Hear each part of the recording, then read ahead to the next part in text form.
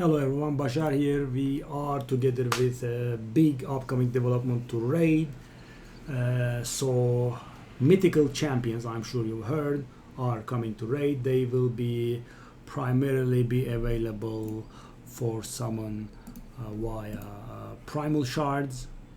And in order to receive a primal shard, you will have to gather something called primal quartz, which is somewhat similar to the prism shards, I guess.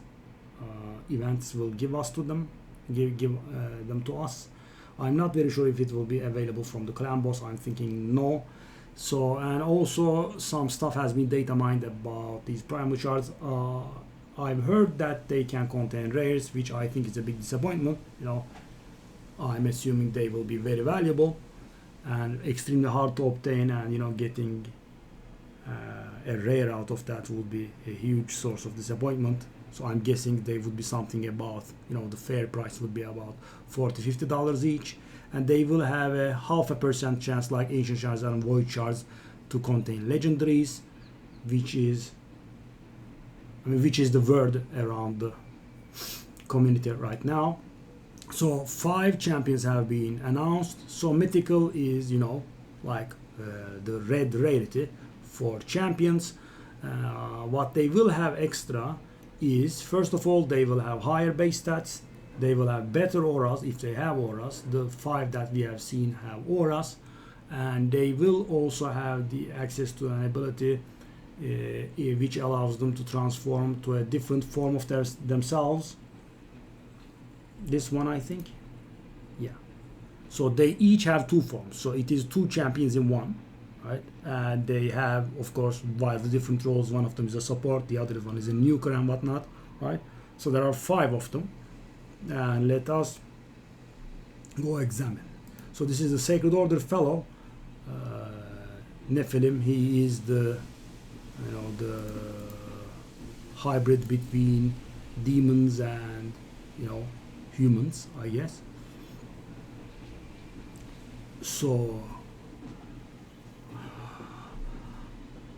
at some point we had access to the affinities, but so the dwarf that I've seen, which will be third in our queue to reveal, I think was magic affinity, but I don't see anything about the affinity here. But they are not all void. So let's take a look at his ability. Attacks one enemy 2 times. The first hit transfers all debuffs from the champion to this target. The second hit then increases duration of all debuffs on the target by 1 turn. He is an excellent dragon stage 10 hard soloer. Yeah, you just use Seer and Lydia, Kaimar, whatever to clear the waves, and then this guy goes to solo for you. But I suppose we could have better uses for it. This doesn't have huge PvP use, I would guess, right? And of course the multipliers are available. So this ability is insane. Attacks all enemies. Each critical hit fills this champion's turn meter by 25%, which means, right, if you don't weak it or anything, if you use this against a full team, this will give you a 100% turn meter, which will make you play again almost immediately, right? Because it's not an extra turn, and the reason for it's not an extra turn is, guys, you can actually exceed 100% turn meter, right? 100% turn meter can be achieved. So let's say you have someone with 105% turn meter and you get 100% turn meter back, that 105% turn meter will take the turn. So this doesn't mean an extra turn, but it is rather close to an extra turn when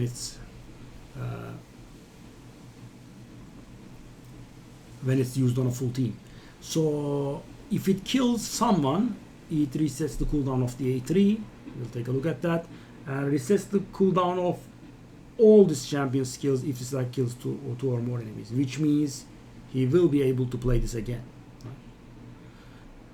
And they have not disclosed us with how the upgrades are happening, but we have been told about mythical tomes. I suppose Mythical Tomes will be upgrading the Mythical Champions skills, and there is a chance that Mythical Champions could start from 6 stars, guys, considering rares are 3 stars, epics are 4 stars by default, right? Legendaries are 5 stars, and maybe Mythical Champions are 6 stars by default. I mean, it's not a huge deal. I mean, even if they are 5 stars, no one is going to leave a Mythical Champion on 5 stars, I guess. But still, it would be quite a bit of energy save. That's nice, right? If it happens. And Rage of the Nephilim is attacks one enemy, will attack all remaining enemies with any surface damage if the initial target is killed. Fully heals this champion if the initial hit kills an enemy. So I'm assuming that this has an insane multiplier because, I mean, guys, attack one enemy A3, it has to kill, right? And the surplus damage is calculated in a different way, guys. So I mean, if you do like 105k to a 80k guy, does he do 25k extra damage to everyone? So my perception of it has been, you know, rather larger. Or maybe if it's the exact same, I mean, you hit some guy, so this could be a nice combo, right? You do this one, you damage everyone, right? And after that everyone is damaged, you know, you have 100% turn meter, you will soon be taking a turn, and with that turn you hit the damage guy, and with the surface damage you kill everyone, right? It could happen. So I mean, it could be like A2, immediately receive a turn, A3, everyone is dead, right? So this is standard on all Mythical Champions. They have a 4-turn cooldown ability that allows them to transfer into their alternate form, and it's on a 4-turn cooldown, and it obviously gives you an extra turn, right? Because it would be meaningless, right? I mean, you wait all the time to take a turn, then you transform and you wait. That would of course be very silly. And the passive is nice, so he intercepts fatal hits, right? Gets block damage, heals by 50%, and then fills the turn meter by 100%. So this is very serious. So guys, this is the second champion that can survive Georgid's A3 when he's about to die. The first champion is Gofred, and he actually can make anyone survive, because the thing is, it doesn't say it places a block damage. It says blocks incoming damage, so that is not a keyword in the game, right? And therefore Georgid's ability does not bypass this, right? So nothing is killing this champion, right? I mean, even if they have block damage on them, right? Let's say this champion has 50% HP, you deal 60%, the incoming damage is blocked, right? I will not receive the block damage buff, but I will not die. So there is no bypassing this guy and killing it, except for, you know, Ronda, what's the name of that guy? The one I'm trying to go for, the lizard guy, Ramanto, right? Unless you block his passive, he's gonna survive, right? So this is of course pretty good, and it has a 35% attack aura, which is the best in the game, I think. I mean, Royal Guards is 35% attack in dungeons and whatnot, but all around, I think this is the best. Let's take a look at his secondary form. Yeah, pretty nice support, I think. He becomes an angel. So attacks all enemies, heals all allies by 20% of damage inflicted. Not bad, right? I mean, will depend on the multiplier, but definitely can be used in Hydra. Removes all debuffs from all allies, then heals all allies by 30% of their max HP. That's important, guys. This is weaker, right?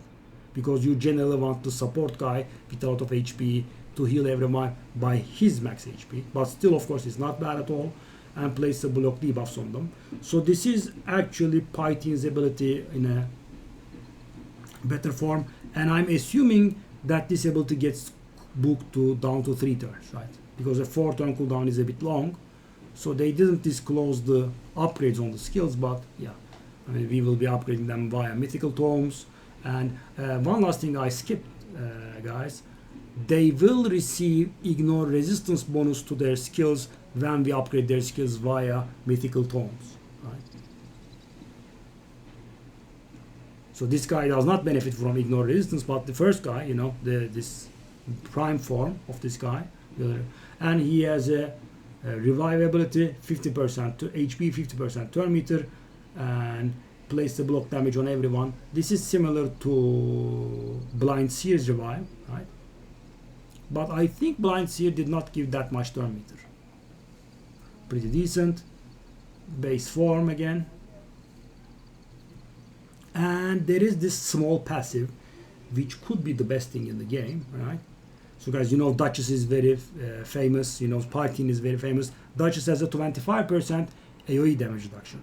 Python has a 5% damage reduction per buff up to 25%, and this guy has a 20% damage reduction, no strings attached, right?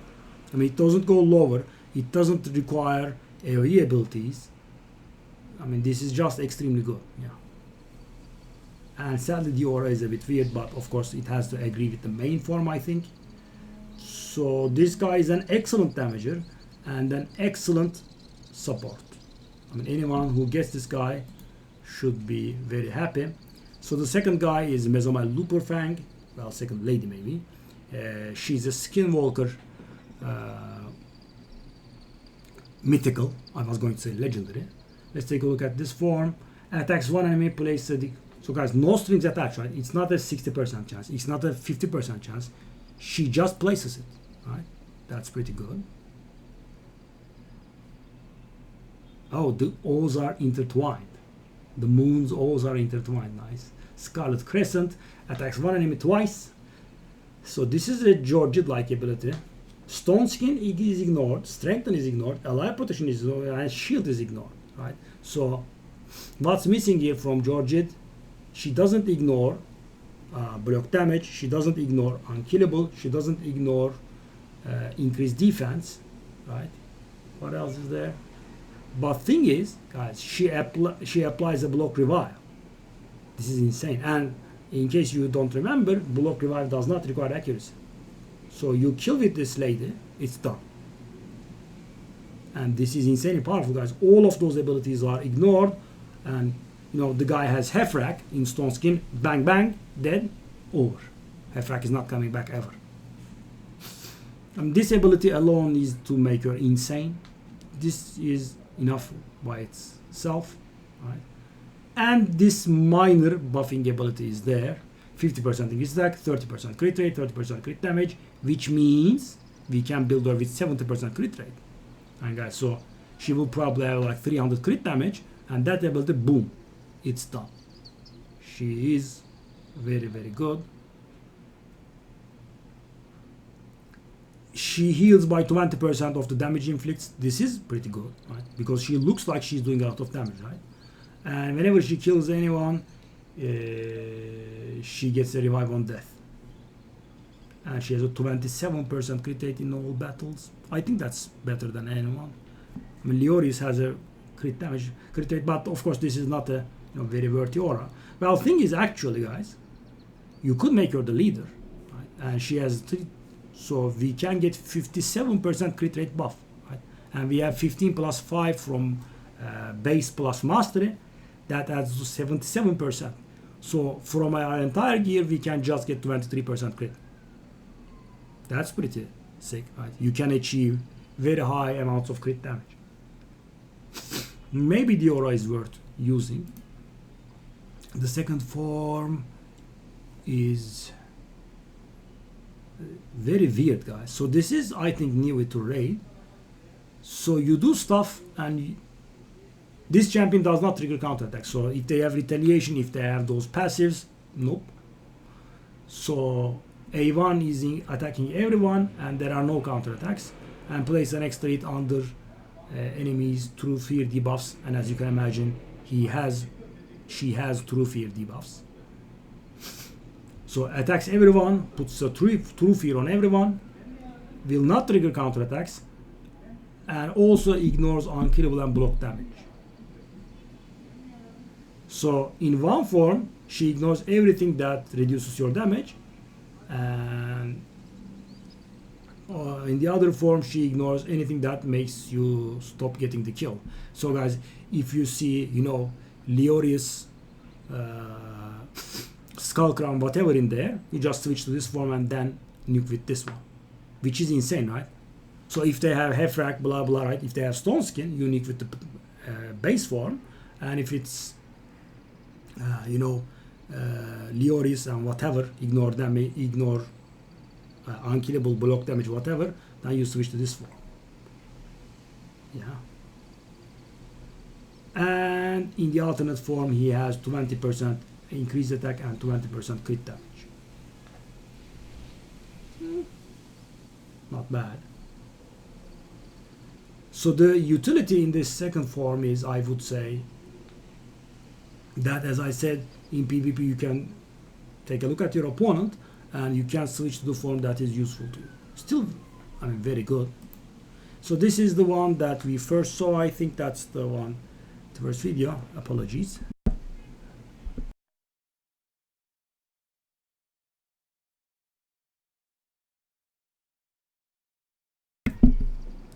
Sorry. Frolny. So he has attacks one enemy, ignores 5% of target's defense for each buff on this champion. Okay. Attacks one enemy, steals 2 buffs from the enemy. And this effect can't be resisted if this attack is critical, which, we will give him critical. So he steals 4 buffs and it cannot be resisted. This is pretty nasty. Right? Attacks all enemies. Damage of this skill is increased by 30% of this champion's max HP is higher than if this champion's max HP. Sorry, I read it wrong. Damage of the skill is increased by 30% if this champion's max HP is higher than each target's max HP.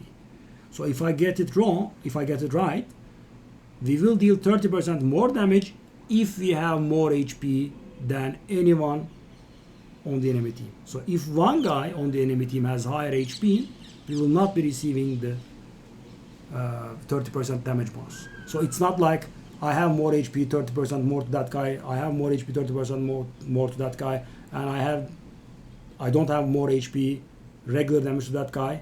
It's just hit it or miss it, right? 30% increased damage up to everyone or not. And I think, so this guy is, I think, HP based and nuker. I mean, we had access to this information, but I don't see it here. So I think he was a Magic Affinity HP based champion. Okay, extra form. So for every 1000 HP, he gets 1% increased crit damage. So if you can reach 100k, you will have 100% increased crit damage, which is pretty good, right? And whenever he kills someone, he gets 20% HP and 20 speed. Yeah, that is pretty nice, right? And 35% HP aura, which is the best in the game. As far as I remember, 33% was the cap. Let's take a look at his alternate form. He becomes a tank, defense based, I think. So this is pretty good, guys, right? So we attack one enemy twice, and each hit gives us 5% defense, which means we get 10% defense every time we use this ability, and stacks up to 100%. So guys, this is similar to Harima, right, in a way. I mean, and since the champion is defense based, he will be doing more and more and more damage. A2 is attacks one enemy, heals this champion by 50% of their max HP, balanced HP of all allies. This ability, it's similar, Sinesha has it, Walking Tomb Drang has it. So because he is getting by 50%, so this will bring us to at least 51% or thereabouts, and that's at least, of course, right? If we have someone in full HP, if we have someone in Stone Skin, it will mean everyone will be healing to the full. So this is interesting. Ally protection on everyone. Unkillable on this guy, which is similar to Skull Crusher, right? And then everyone with less than 50% HP will receive a shield which is proportional to this champion's defense, right? Valkyrie, Grazur-like. So the shield that's going to be put up will be dependent on this guy's shield. So if you keep hitting with that one, then use this shield, so this shield will be bigger. So this is rather good in Hydra, but problem is he doesn't bring us anything that's required in Hydra, right? He has very good utility, but all of the roles that we need, you know, the provoke, the block buffs, the decrease speed, the leech, whatever you are planning on using, they have to be brought by others. But he does fill a lot of, you know, roles. I mean, he does fill the role of healer, he fill the role of support, and all the while dealing damage at it. I like it. And when attacked, he reflects 80% of damage back, right? And whenever debuffs are placed on this champion, producers, that's an interesting wording. Debuffs placed on this champion decrease their producer's accuracy by 10%, stacks up to 50%. So guys, there is a big question here. And I think it works that way. What happens after debuffs expire? Because this is insane. I mean, guys, imagine the annoying poison head gives you 4 poisons. Okay, you know. And it doesn't say if it's for each debuff or, you know, the general idea of debuffing. But imagine in Hydra, that will mean, you know, everyone will have. So if it's permanent, right? So they debuff us, right? The debuff expires, but the 10% penalty stays. So I mean, those heads will be in a very bad shape, right? Because, you know, some of them do provoke, some of them the suffering does pain mirror, the provoke head does heal reduction, the poison head does a lot of poisons, and imagine they have a 50% accuracy penalty after some point, which is insane. Yeah, he is not bad. So I think he's the worst among these guys, but still, obviously not bad. Garol Bloodmaw, she's an orcish nuker, I think. Attacks one enemy, has 50% increasing the cooldown of random skill on the target by 2 turns. Also removes any shield buffs. Not bad. And I think, guys, I have heard something of the kind that says these champions' abilities cooldowns cannot be manipulated. Right? You cannot decrease the cooldowns of mythical champions. I'm not very sure of that. I remember hearing something of the kind. Attacks everyone, places a provoke on everyone, and places an unkillable on this guy. PvP. So, for example, this is not good for Hydra. Right? Because I don't want that unkillable to be stolen. But the 3-turn unkillable is very nasty, guys. 3-turn is pretty long. Yeah. I wish they showed us the, you know, the booked forms, because I don't think this ability can exist in this form. Right? There are a lot of champions that do provoke on a 3-turn cooldown. So this surely gets 1 turn of reduced cooldown. But what are the other things? Wow, extremely specific. Removes block buffs from our team. What a specific ability. Very weird. Just removes that one.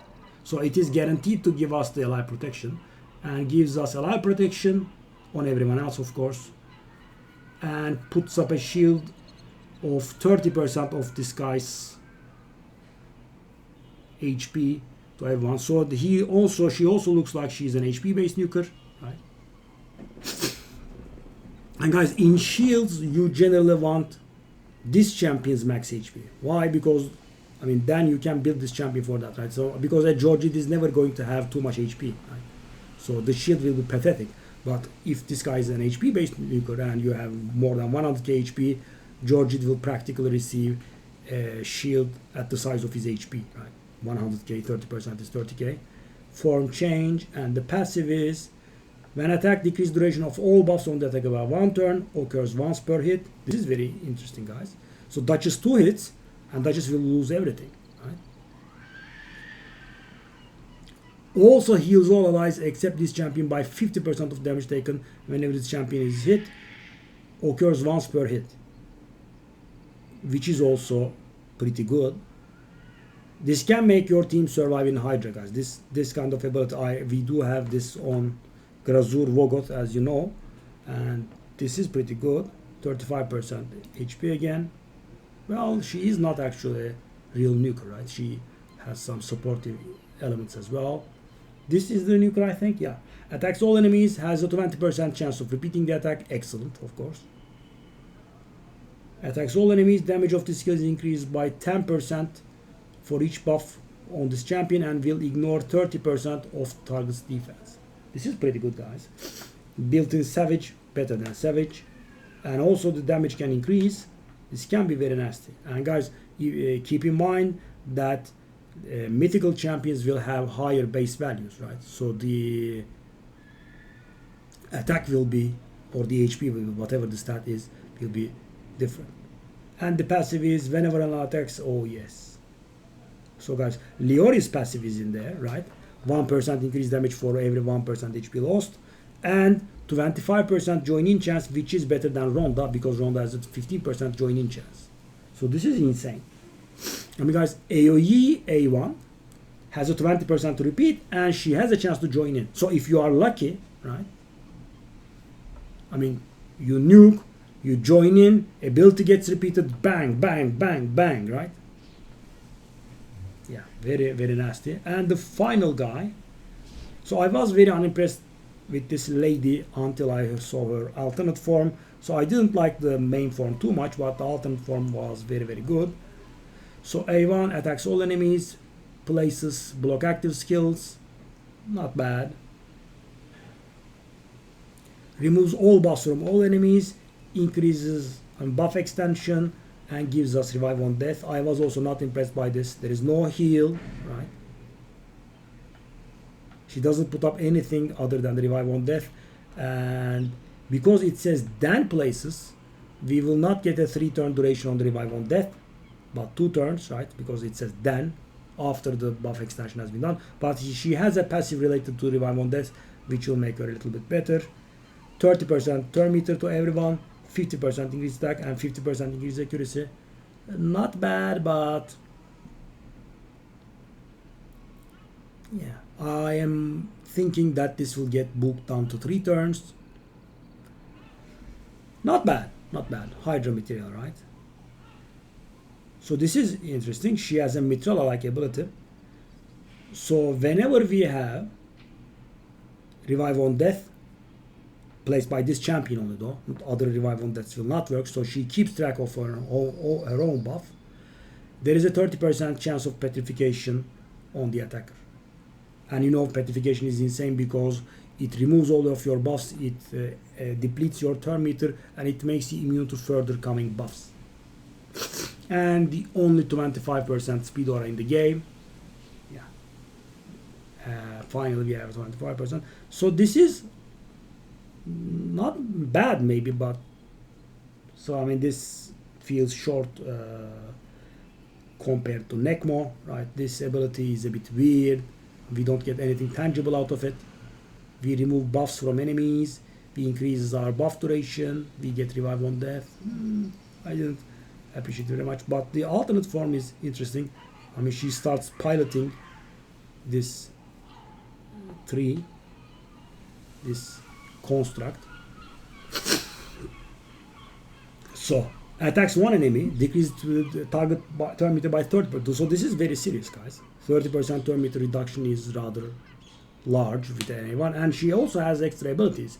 Then places a continuous heal on this guy, and also places another continuous heal on the guy with the lowest HP. This is pretty good, and this doesn't work on herself, so she can't do 2 continuous heal on herself. I mean, it's similar to Duchess, right? Because you know Duchess shields herself and the lowest HP ally. This is rather reminiscent of that. Attacks all enemies, places a leech and HP burn. Hydra, wink wink, right? Very serious Hydra. Of course, the turn meter reduction will not apply, but still the continuous heals will. And then this is the only instance of this that, as far as I know, she gets stun skin. 2 continuous buffs on all allies, and not except this champion. She gives it taunts everyone, so everyone will be forced to attack this guy, and also stone skin. I mean, imagine taunting in stone skin. You have like 84.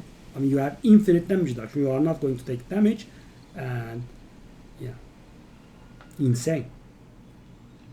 I'm also thinking that this will receive a cooldown reduction of 2 turns. And finally, when attacked, place a decreased speed on the attacker, because one super hit. Also decrease damage taken by all allies from skills by 20%. This champion will so it is a quadruple tier 6 mastery, right? There is a tier 6 mastery that allows you to take 5% of the damage that the others take. So we take that damage and it's 20% instead of 5%. So Guardian set is 10%, the master is 5%, and this is 20%. So we will be taking 20% of the damage that all other allies take. And also we apply decreased speed to the guys. So these upon attack debuffs, like Krisk has, there's one downside, guys, in Hydra. You cannot apply them to the heads that are dead, right? So you think like, I mean, okay, she gives decreased speed to everyone. She gives decreased speed to everyone other than the dead heads. And also, guys, before the thing gets applied, they will play at their regular speed, just the ones, right? There is also that. But there is no percentage chance or anything. She just places it. It's insane, right? So HP burn and leech at the same time is beyond insane, right?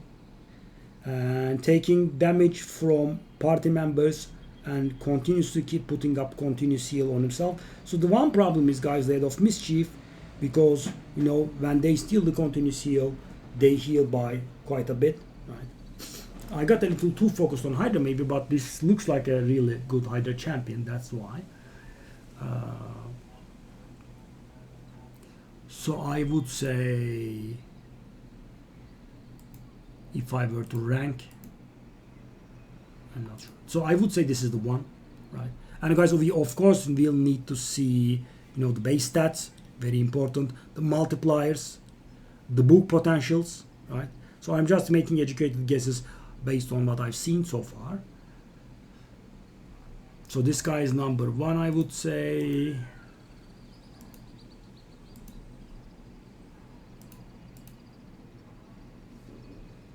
So this guy is PvP nuke. I mean, it is also a little bit hard to classify, right? So this has no Hydra use at all. This guy is 2, this guy is number 3, this guy is number 4, this guy is number 5. I'm not very sure. But I really think the Sacred Order one is excellent. I mean, both his nuker form and support form are great. So we'll see when they arrive, and we'll see how obtainable they are. But from what I heard, they will be 0.5% from primal shards, and primal shards don't really give the impression of being very obtainable. I'm hoping the primal shards, or at least the primal quartz, you know, the fragments, will be added to the clan boss, right? So we will have some access to that. If we don't, it will be extremely hard to get them. We'll see how it goes, and I will see you on stream. Bye bye, guys, take care.